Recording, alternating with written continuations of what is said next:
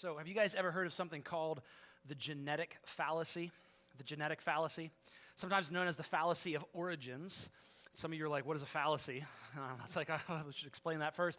Back to a little classroom education here. A fallacy is like an error in reasoning. So you come to the wrong conclusion based on kind of faulty reasoning. So like a classic example would be to say, well, dogs have 4 legs, and my cat has 4 legs. Therefore, my cat is a dog, okay? Dogs have 4 legs and cats have 4 legs are both true statements, but my reasoning for my conclusion was wrong. So that's a fallacy. A genetic fallacy is one that discounts the reliability of the information based on the source rather than the merits of the information. And so it takes something and says, I don't believe that. I don't think that's true. I don't think that's helpful. I don't think that's accurate. Not based on whether it actually is, but based on the source of where it came from. And this is just like permeating our culture right now, where it's just whether it comes to politics or cultural issues or social media stuff, it's just like I just write off entire sections of things, entire sections of people just because they fit into a source category that I don't like. And so probably the most direct example I could say is it would be like if I were to say this morning, hey, I read this report or I saw this piece of information. There was a study that was done, and I heard it or I saw it or I listened to it. I read it somewhere. If I were to tell you that report, that I read it or I saw it on CNN or in the New York Times, at least half of you would probably be like, I don't trust it because it's liberal propaganda. But if I were to say, that same report, actually I heard it or I read it or I saw it on Fox News or the Daily Wire, the other half you'd go, I don't believe it, it's not accurate because it's conservative propaganda. It's when we write off a piece of information before we ever even really look at it critically because of the source of the information. And whenever we do that, taking information, and specifically what we're going to kind of talk about today, is whenever we do that with advice, when we write off advice based off of, who's offering it rather than is what they're saying actually true, that leads us down a path pretty quickly of easily becoming our own worst enemy. We're in part 3 of this series, how not to be your own worst enemy. How do we not blow up our lives and become our own worst enemy with our families, our relationships, our careers, our finances, just our character, our health? Like, how do we not just completely blow up our lives? And this is the third and final part of the series, so we're wrapping this thing up today. We all have the potential for this to happen, because here's what I know about every one of you, and I know about myself as well. We've all participated in all of our worst decisions, right? It's like, yeah, I was there for it. And I in fact, it was probably my idea. I know most of the bad decisions in my life, no one was twisting my arm into doing them. I was just like, this seems good. This seems wise. This seems like a good idea. And as we've kind of been saying, that one bad decision is always like the first step in maybe a series of bad decisions. It's the first part in a habit that develops, a pattern that develops where months or even years down the road, a half a lifetime later, I'm like, how did I end up here? How does my life look like this? And so we're talking about how do we not do that? What are some preemptive measures that we can take? And maybe if you're new here with us, or maybe you've even been here for a while and you're wondering, why are we talking about that in church? Because that doesn't seem like uber spiritual or like deep or like theological. And I get that, but one of the things that we hold near and dear as a church, because we think Jesus teaches and models this, is that faith is supposed to be practical.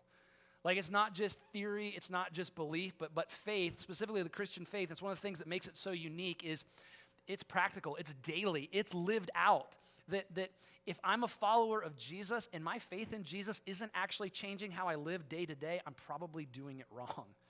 That it impacts how we live. And so we're talking about that. Like, Jesus told this really famous story at one point after his most famous teaching, the Sermon on the Mount. He gives this parable. He says, listen, anyone who hears my words, who listens to my teaching, who sees my way of life, and puts it into practice, who actually does this stuff.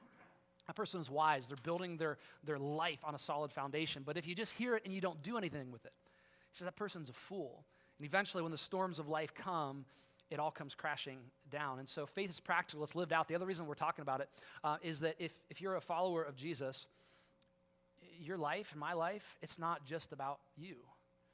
Like if we're Christians, it's like, hey, my life's not only about me. It's about the people around me as well. And when it comes to being my own worst enemy, whenever I hurt me, inevitably, I end up hurting the people that are closest to me as well.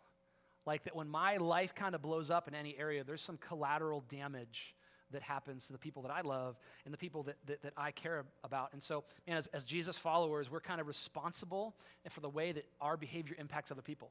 If I'm doing something that's hurting someone else, it's like, man, that I got to pump the brakes and say, what's going on there? Like we're supposed to live our lives in such a way that the people around us see the source of life that's in us, and they go, what is that?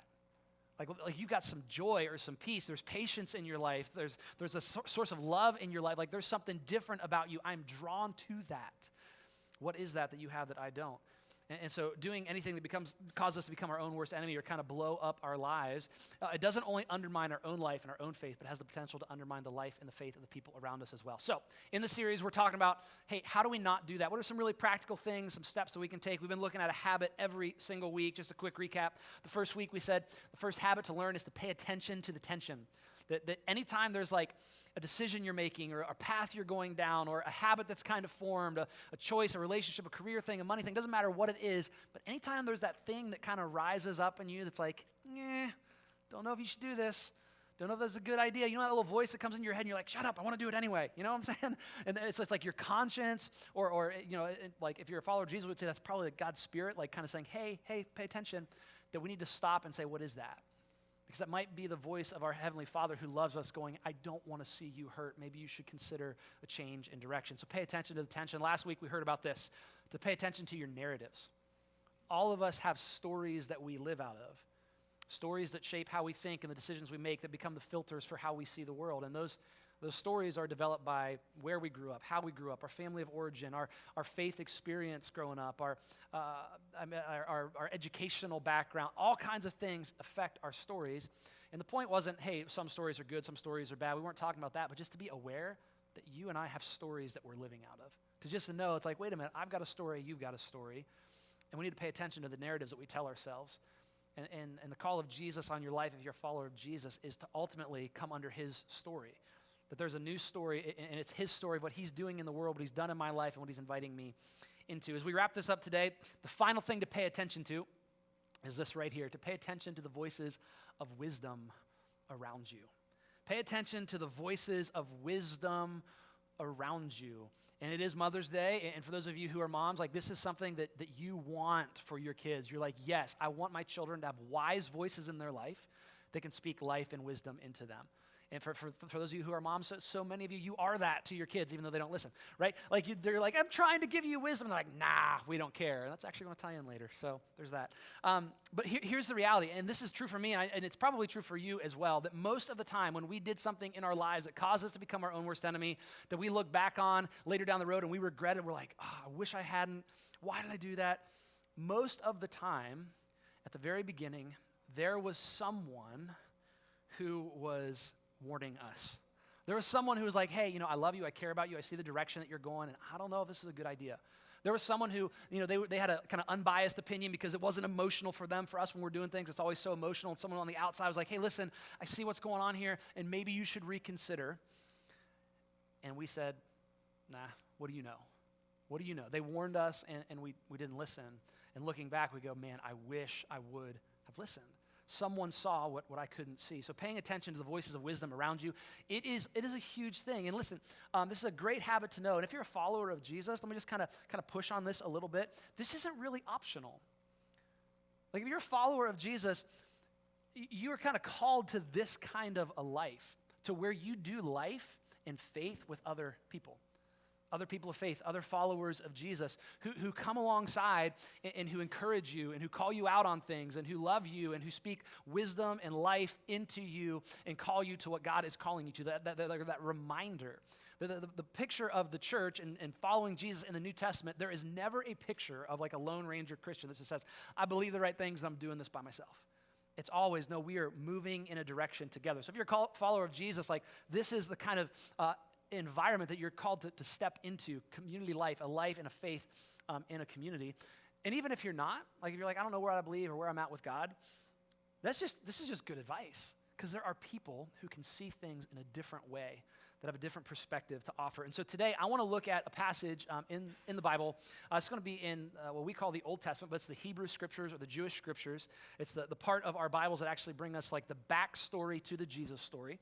And it is going to highlight this idea, the power of listening to voices of wisdom and the pain that is often associated when we don't. And so this particular account revolves around Israel's fourth king. So there's four kings that to kind of start off the history of ancient Israel. Their first king was King Saul. If you were here with us for the first week of the series, we talked about him a little bit. He went a little crazy. He got very paranoid and jealous, and he tries to kill David. So Saul is the first king. David becomes the second king. After David dies, his son Solomon becomes the third king of Israel. And during the time of David and Solomon, it's like the high point of Israel's story in terms of on a world stage, political power, economic thriving, all those things.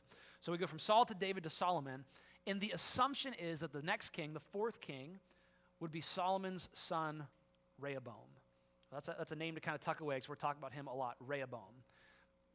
And it would seem like he's the natural person to step in, he's Solomon's son is next in the line of kings, but it wasn't a smooth transition. Something happened because there was another character in this account that I need to introduce, and his name was Jeroboam. I know they rhyme and it's confusing. So Rehoboam and Jeroboam, those are the two guys we're talking about. And Jeroboam we are introduced to in 1 Kings chapter 11. So here's a little bit of his story to give us some context of who we're talking about. Jeroboam was a man of standing. And when Solomon, who was still the king, when Solomon saw how well the young man, Jeroboam, did his work, he put him in charge of the whole labor force of the tribes of Joseph. And so King Solomon sees this guy Jeroboam, and he's a young up-and-comer. He's got leadership qualities. He gets things done. He's like, man, this guy is a guy that I can trust. He's a guy that people follow. And so I'm not just going to give him a task to do, but I'm going to give him some authority. I'm going to give him some responsibility. He's going to be over this huge labor force. Solomon, during his reign, he was a builder, just expanding kind of Israel in terms of its wealth and its economic status and just building massive structures. Solomon built this huge elaborate temple, this huge elaborate palace. And so he has this huge labor force. He's like, okay, Jeroboam, I'm going to put you in charge of that. And at the same time, as Jeroboam was going out of Jerusalem, and Ahijah, the prophet of Shiloh, met him on the way wearing a new cloak. So Jeroboam's leaving the city of Jerusalem, and he bumps into this prophet who's got a new cloak on. And the two of them were alone in the country. And Ahijah took a hold of the new cloak that he was wearing, and he tore it into 12 pieces. And so, Old Testament prophets, they're dramatic about everything. And so he's just they're just walking along. This is a funny scene, I think. He's walking along, he's like, what's up? And he just rips it into pieces. I'd be like, okay. I would probably be running in the other direction if somebody did that on the road, but apparently this was just normal. And so he tears the cloak into 12 pieces that were going to represent the nation of Israel and the different tribes. And he said to Jeroboam, take 10 pieces for yourself, for this is what the Lord, the God of Israel, says. See, I am going to tear the kingdom out of Solomon's hand, and I'm going to give you 10 tribes. So it says, Jeroboam, this is what God says. You get 10 tribes. I'm dividing this kingdom. I'm tearing it apart. You're going to get 10 of the tribes of Israel. And the reason why is because King Solomon had embraced a whole bunch of different gods through his many, many wives. Solomon had 700 wives. That was never something that was good. That was never something that was commanded. In fact, Solomon ends up being a king, and Israel ends up being a kingdom that looked just like all the other kings and all the other kingdoms. And they were supposed to be set apart. They were supposed to look different. But Solomon collects power and wealth and builds this massive army and has all these horses and chariots and all the things he's not supposed to have because they were supposed to be different. And he has all these wives that were meant to be a political alliance. So he would marry the wife of a foreign king, and that was a way of saying we're friends now, okay? Our countries, we're not going to fight, we're friends. And these foreign wives had foreign gods that they worshiped. And so Solomon brought them in, and so he starts building temples and altars to all of these gods as well. And eventually, he starts worshiping all these other gods. And so this leads to Israel's downfall. And so he's like, okay, I'm taking the kingdom out of your hand. I kind of warned you that this would happen. You weren't supposed to go down this path. You went down this path anyway. But I'm going to give Jeroboam 10 of these tribes. However, for the sake of my servant David, the city of Jerusalem, which I have chosen out of all the tribes of Israel, he will have one tribe. And so God had made a promise to, this would have been Rehoboam's grandpa, David, okay, so David, Solomon, Rehoboam, that through David's line, the Redeemer, the promised one, the deliverer would come. and that he would set up and establish like an eternal kingdom for David. And so he says, I'm not going to break that promise. God says, I'm sticking to that promise because that would be the way that he would bring redemption and hope and restoration and healing to the entire world that would eventually become fulfilled through the person of Jesus. So God says, I've not given up on the rescue plan for humanity, but it's just going to get really, really messy now. David's line will have one tribe. This kingdom is going to be divided. And so Jeroboam gets this news like, hey, you're going to get this large portion of the kingdom, and it's going to be yours. And so he starts to talk about that. And Solomon gets word that that's going on, and predictably, Solomon tries to kill Jeroboam. But Jeroboam fled to Egypt to Shishak, the king, and stayed there until Solomon's death. And so Jeroboam, Solomon hears oh, you're going to be a threat to my reign. You're going to be a threat to my son's reign after me. I'll just try to kill you. Jeroboam gets wind of this and runs. And that sets us up for what is going to happen next. The transfer of power that gets really, really messy and the advice that Rehoboam does not listen to. And so this is found in the very next chapter, that Rehoboam went to Shechem, for all of Israel had gone there to make him king. So Solomon has died. Rehoboam is next in line. They go to this place called Shechem for him to kind of have this big celebration because it's coronation day. For those of you who have little kids, you will know exactly what I meant when I talked about that. Little frozen shout out, it's coronation day. Rehoboam went to Shechem, for all of Israel had gone there to make him king. And when Jeroboam, the son of Nebat, heard this, because he was still in Egypt where he had fled from King Solomon, he returned from Egypt. So Jeroboam hears, okay, Solomon's dead, it's safe for me to go back home now. And now the scene is set. Rehoboam is going to be king. Jeroboam is coming back. And they sent for Jeroboam. And he and the whole assembly of Israel went to Rehoboam and said to him, your father put a heavy yoke on us, talking about Solomon. But now lighten the harsh labor and the heavy yoke that he put on us, and we will serve you. And so they're telling Rehoboam, listen, your dad, Solomon was harsh, he worked us all the time. We're always building all this stuff, and he's taxing us to pay for the building of all this stuff. If you will just lighten the load a little bit, if you'll be good to us, if you'll treat us right, you won't have to force us, you won't have to threaten us, we will serve you willingly. We will be loyal to you, and we will follow your leadership. So lighten our load. And Rehoboam answers them. He says, go away from me for 3 days, and then come back to me. It was actually a really, really smart thing, right? This is not going to be a happy ending to this story, but even when things go wrong, there's still good things you can learn. If there's something going on in life, you got a big decision to make, that's just solid advice. Don't make it right away. Kind of step away for a little bit. So Rehoboam says, hey, I got to think about this. 3 days, go away, and then come back. And we will make this decision. He does another really smart thing next. He goes and consults the elders who served his father Solomon during his lifetime. And he asks them, how would you advise me to answer these people? And so he goes to someone who is older, who is wiser, who has life experience, another really good thing to do. The elders who had served with his dad, so they had life experience. They had seen some things. And not only that, they had this practical experience and wisdom of what it takes to run a kingdom. They had experience of hey, here's how we deal with our domestic issues, and we tax people, and here's how we have the army ready, and here's how we do, we deal with the other nations around us, and we set foreign policy, and we do all these things. They had wisdom and experience. And Rehoboam was brand new at this. So he goes and he asks them, hey, what would you do? Here's the request from the people. How would you respond? And these wise advisors reply, if today you will be a servant to these people and serve them and give them a favorable answer, then they will always be your servants. And so they basically say, listen, Rehoboam, if you want to be king, right? Yeah. You want to have a great leadership, a great reign, you want it to go well, right? Yeah. You want to have a united kingdom, right? Yeah. Well, here's how you do it. Serve them. Put your people first. Put the needs of your people first. Listen to what they're saying. Serve them. And then they'll be loyal to you. They'll serve you. They'll follow you. But Rehoboam rejected the advice that the elders gave him. Here's what you do. Here, we're speaking from our wisdom and our experience and years and years of doing this. Here's what you should do. And Rehoboam goes, nah, I don't think so. What do you guys know? You're just a bunch of old men that ruled with my dad. That didn't go well. Why should I listen to you? See, the advice that they gave him was what he needed to hear. It wasn't what he wanted to hear. And so as we're going to see in just a minute, he goes looking for people who would tell him what he wanted to hear, not what he needed to hear. And that is just a recipe for disaster. When you surround yourself with people who are just going to tell you what you want to hear all the time instead of the things that you need to hear, which sometimes is unpleasant, man, you're on the fast track to just blowing things up in your life. You surround yourself with people who only tell you what you want to hear, and eventually you'll lose influence, you'll lose opportunities, you'll lose resources, you'll lose the respect of the people around you.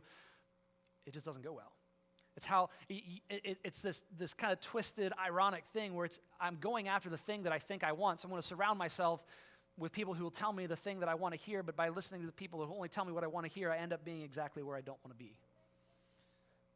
And that's what's going to happen with Rehoboam. And before we jump back into his story, I just kind of want to, ask this question. I want to step on our toes a little bit. And maybe for some of you, this is right now kind of thing, but whose advice are you currently ignoring? Is there something going on in life right now, a decision you got to make, or something that's going on in your life, and someone's been like, hey, I don't know, I think we need to talk about that. I think maybe I don't think you're seeing this angle. I think you're maybe going in a direction that's going to hurt you, and you're just like, nah, I don't want to listen to that. Is there someone right now? Is there a friend? Is there a family member? There's someone, a mentor, a coach, a teacher, someone who's older, someone who's wiser, who's like, maybe you should think about that, and you're just kind of like, I'm not going to listen to that. And if I can tie it into last week and tie it into this idea of the genetic fallacy, let me ask this question. What is the internal narrative or story that you tell yourself to reinforce your resistance to their advice? Like, what's the story you tell yourself for why you're going to reject that advice? I mean, I know these stories because I can hear them playing in my own mind. When someone tells me something, well, how could they possibly know? They don't know. They're not living my life. They don't know what I deal with every day. They're not married to her. They're not married to him. They don't have my kids. They don't work at my job and have to deal with that person. Like they're like they don't like that. You don't know. Or the story that says, well, you just don't.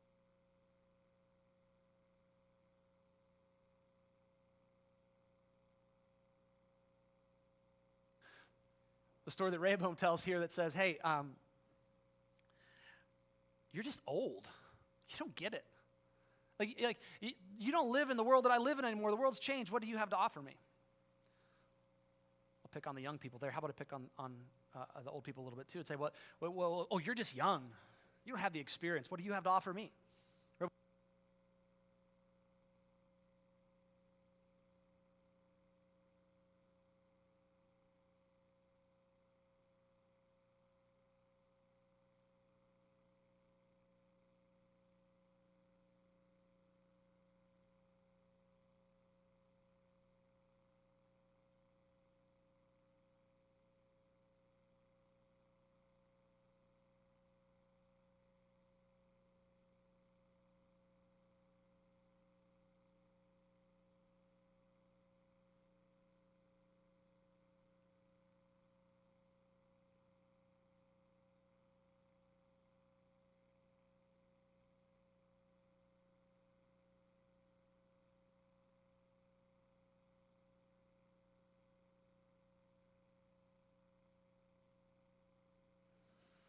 Who say to me, lighten the yoke that your father put on us. What should I say? What should I tell them? What should I tell them? And the young men who had grown up with him replied, these people have said to you, your father put a heavy yoke on us, but make our yoke lighter. Now you tell them this, my little finger is thicker than my father's waist. Apparently that was like a major flex in the ancient world, okay? You just go up to them, my little finger is thicker than your waist. And you're like, whoa. Fighting words. My little finger is thicker than my father's waist. My father laid on you a heavy yoke. I'll make it even heavier. My father scourged you with whips. I will scourge you with scorpions. A scorpion wasn't an actual scorpion. It was a type of whip that had pieces of metal and bone embedded in it. Basically, he's saying like kind of three different examples and saying this, like, you think it was bad with my dad? Just wait. You ain't seen nothing yet. You thought you had something to whine and complain about before life's about to get a lot more difficult. And so 3 days later, Jeroboam and all the people returned to Rehoboam. As the king had said, come back to me in 3 days. And the king answered the people harshly, rejecting the advice given to him by the elders. In the moment that he rejected the advice, the wisdom from those that were wise, that had something to offer, he sealed the fate of the nation. And it was an unwise decision that led to a catastrophic outcome. Instead, he followed the advice of the young men who said, my father made your yoke heavy, I'll make it even heavier. My father scourged you with whips, I'll scourge you with scorpions. And when all of Israel saw that the king refused to listen to them, they answered the king. And the people of Israel, they show up with a kind of a prepared statement. And what they say is actually a quote from a rebel named Sheba who had led a rebellion during the reign of King David. And so this rebellion happened during Rehoboam's grandpa's time, and now they're bringing that right back. Like, hey, we rebelled against David once, we'll rebel against his line again. And they say this, what share do we have in David? What part in Jesse's son? So Jesse was David's dad. Old Testament, always like tying all these family lines together. To your tents, Israel, look after your own house, David. Essentially, the entire nation looks to Rehoboam and says, you know what, Rehoboam? Go build your own cities. Go build your own palaces. We're done. We're done. We don't recognize to rule your right to rule. Go rule yourself. And so the Israelites went home. But for the Israelites who were living in the towns of Judah, Rehoboam still ruled over them. King Rehoboam sent out Adoniram, who was in charge of the forced labor, but all of Israel stoned him to death. And so Israel has been in rebellion against the house of David to this day. And the nation was divided. One little portion, the tribe of Judah, they go with Rehoboam. Everybody else ends up going to Jeroboam. And from that point forward, the nation was divided into the southern kingdom of Judah, the northern kingdom known as Israel. And it was divided, and because it was divided, it was weakened. Because it was weakened, it was vulnerable. Because it was vulnerable, it was invadable, and eventually both kingdoms would fall. And the nation of Israel would be carried off into exile. Well, certainly it wasn't just because of the decision of Rehoboam to not listen to wise advice. Like, they were already on that path. That was something that God was going to do because of their disobedience. But it didn't have to happen on Rehoboam's watch. It didn't have to play out this way. But he sealed his fate when he listened to the advice of what he wanted to hear rather than what he needed to hear. And the same, as uncomfortable as it is, the same is so often true for you and me. Like, whenever we hear some advice that says, hey, I think you should go this way, and we're like, nope. So often you can just track that a few months or a few years later, and you can go, wow, I wish I would have listened. There are wise people around us who want to speak life and want to speak wisdom into us. The question is, will we let them? And so as we kind of wrap things up today, that is the homework assignment, because I love assigning homework. It's so great. It's not summer break yet. Homework assignment is to find someone who has nothing to gain and nothing to lose by telling you the truth, and simply ask them this question. What would you do if you were in my shoes? What would you do if you were me, if you were in my shoes? What would you do if, with all of your life experience and your different perspective and your wisdom and whatever you bring to the table, your kind of unbiased nature, because it's not personal for you, what would you do if you were in my situation, my work, my relationship, what I'm going through, what I'm dealing with? What would you do? What wisdom would you offer me? That's a really scary question to ask, because it kind of puts ourselves out there, and a lot of times we resist asking that question. I think there's really kind of two reasons why we resist asking that question. The first reason we resist asking that question is because, let's be honest, a lot of times we already know what they're going to say, right? We're already like, I already know what they're going to say, so I'm not going to ask them. That's good and bad news, because the good news is if you already know what a wise person is going to tell you, you already know what to do. You don't even need to go ask them, you just need to do it. The bad news is it also kind of takes away our excuses. It's like, man, I got to go do this. But sometimes we don't ask because it's like, well, I already know what the answer is going to be. Other times we don't ask because we just don't think it's anyone's business. It's my life. It's none of your business. Stay out of my life. Stay out of my business. And while that's true, it actually is nobody else's business. The challenge is to make it somebody else's business, to invite someone else into our life, to be able to speak into our lives, to speak life and wisdom into us whenever we can't see things. Because here's what happens, is even though it's nobody's business and you think it's a private thing, private decisions eventually have public consequences. Like, I've had that experience in my life, and you probably have as well, where it's like, hey, this is my thing. No one needs to know. No one needs to deal with it. And I can keep it that way for a little while, but eventually when it blows up, it becomes public. And maybe it's only a couple people. Maybe it's just my family. Maybe it's just a few people I hurt. Or maybe I do it up big, and it's a whole bunch of people. But our private decisions eventually kind of spill out onto the people around us. If we want to be wise, if we want to avoid that pain, we invite other people into it before it gets to that tipping point. We invite somebody else into it because somebody can see the things that we can't see. So as we wrap this thing up today, there's a commitment today, just like there has been every week. I want to challenge you guys to make this commitment to say like, hey, I will not automatically write off advice based on the source of the advice. I'm not just going to write off what someone says based on whether or not I think they can relate, or whether if I like them or not, or whether or not it's what I want to hear. Like I will really look at it and say, is this true? Is there merit to this? Well, is this helpful? Is this good for me? Will this move me in the right direction? I'll pay attention to the voices of wisdom around me.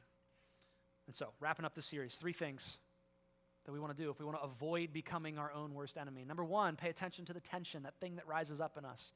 Number 2, be aware, pay attention to the narratives, the stories that we tell ourselves. And the third thing is pay attention to the voices of wisdom around you. If we can learn to do those things, we will avoid a lot of unnecessary pain in our lives. We'll be moving in a direction towards life and flourishing. We'll be moving in a direction of becoming the kind of people that God desires for us to be. Let's pray together. Father, I thank you so much just for the reality that our faith is not just one of thought or theory or philosophy. God, it's more than that it's real, it's practical, it impacts our everyday lives. God, that there is wisdom and life and truth to be found in you, in your word, in your ways. So, Lord, I pray that we would embrace that. I pray even when it's difficult, when it's scary, when we're unsure, that you would just encourage us and equip us, strengthen us through the power of your Spirit. Lord, I pray you would surround us with people who love us enough to tell us the hard things. God, who love us enough to speak life and wisdom into us. Lord, when we hear that, I pray you would give us just the courage to know what to do with that.